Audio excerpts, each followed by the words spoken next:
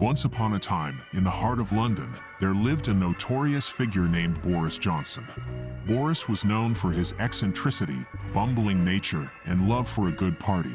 One fateful night, after a particularly challenging day of politics, Boris decided to let loose and have a wild night at home. Little did he know that this night would take a chilling turn. Boris, being a man of questionable taste, invited a group of eccentric friends to his residence. As the evening progressed, the drinks flowed freely, and Boris found himself indulging in merriment beyond measure. The room was soon filled with laughter, clinking glasses, and the occasional cheerio. In a moment of misguided inspiration, Boris reached into his pocket and pulled out a mysterious vial. Rumors had been circulating about this peculiar substance, with whispers of supernatural experiences. Drunk and full of curiosity, Boris decided to try it, unaware of the horrors that awaited him. As he took a generous sniff, his world transformed into a bizarre blend of psychedelic colors and warped reality. Unbeknownst to Boris, the substance was a potent hallucinogen, capable of distorting even the most mundane surroundings into nightmarish landscapes. Suddenly, Boris found himself transported to the eerie depths of the London dungeon, surrounded by shadowy figures from history's darkest chapters. Jack the Ripper, infamous for his murderous spree, emerged from the shadows, cackling with glee. "Dreadful luck, old chap," Jack taunted, holding up Boris' stolen pants. "Seems you're in a right pickle now, ain't ya?" Panicking, Boris stumbled through the dungeon's dimly lit corridors, his mind racing with terror. But the madness had only just begun. Rats, sensing his vulnerability, swarmed around him, their beady eyes reflecting the flickering candlelight. Tripping over his own feet, Boris fled from the rats, his drunken stumble turning into a desperate, erratic sprint. He could hear their tiny claws scratching against the cold stone floor, closing in on him. As Boris reached the dungeon's exit, he found himself trapped. The once familiar streets of London had transformed into a maze of narrow alleys, twisting and turning in impossible ways. Desperation consumed him, and the sinister laughter of Jack the Ripper echoed through the night. With no escape in sight, Boris felt the weight of his impending doom. The hallucinations became more vivid, the rats multiplied, and his sanity slipped away like a wisp of smoke. It was a nightmare he couldn't wake up from. In the end, the ghosts of London's past claimed Boris as their own. His legacy, once marked by political gaffes and eccentricity, was now tainted by an otherworldly descent into madness.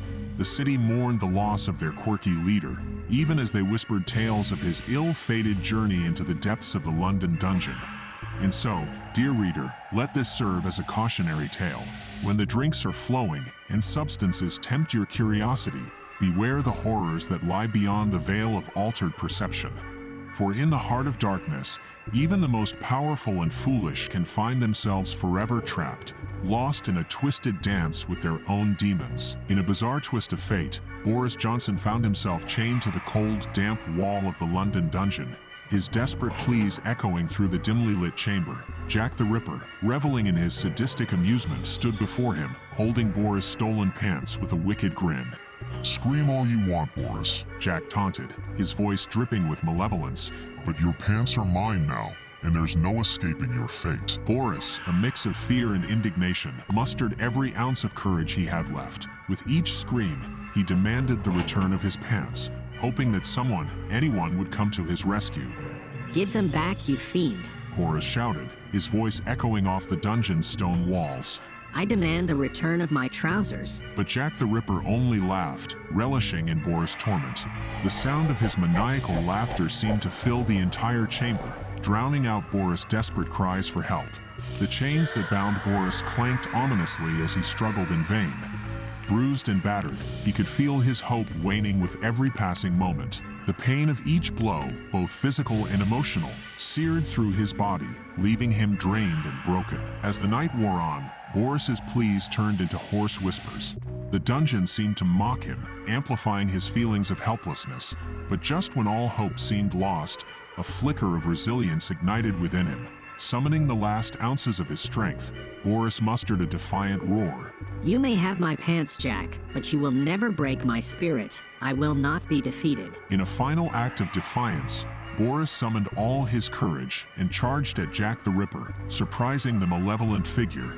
Though weakened, Boris fought with a determination fueled by sheer desperation. The struggle was fierce, but in a stroke of unexpected luck, Boris managed to break free from his chains. Ignoring the pain and exhaustion, he sprinted towards the exit, his determination propelling him forward. The London dungeon seemed to twist and contort, playing tricks on Boris' senses as he ran through the labyrinthine corridors. But his determination remained unshaken, his will to survive overriding the hallucinations that plagued his mind. As he burst out of the dungeon's entrance, the dawn broke, illuminating the London streets with a glimmer of hope. Breathless and disheveled, Boris rejoined the world outside, grateful to have escaped the clutches of his tormentor. From that day on, Boris Johnson never forgot the horrors he faced in the London dungeon. The experience served as a humbling reminder of the dangers that lurked beneath the surface, even in the midst of revelry.